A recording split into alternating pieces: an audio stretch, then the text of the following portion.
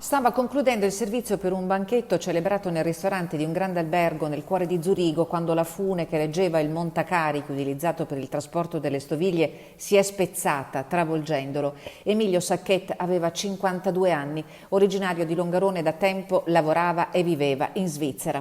La notizia della sua morte è arrivata questa mattina ai genitori che vivono in piazza Umberto I e al fratello Alessandro, noto architetto di Belluno. È lui a riferire le circostanze della tragedia, sulla quale la polizia di Zurigo ha avviato indagini per individuare eventuali responsabilità.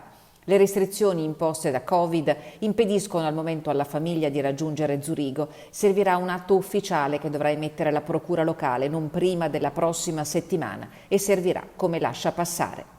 Sconvolto il sindaco di Longarone, nella sua pagina di Facebook il suo saluto straziante a un amico di sempre.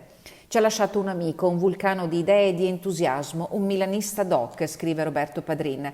Ci mancherà la tua risata e il tuo stare in compagnia, ci mancheranno le nostre gite a Milano a tifare la nostra squadra del cuore. Te ne sei andato troppo presto, ma sappi che ti abbiamo apprezzato e voluto bene.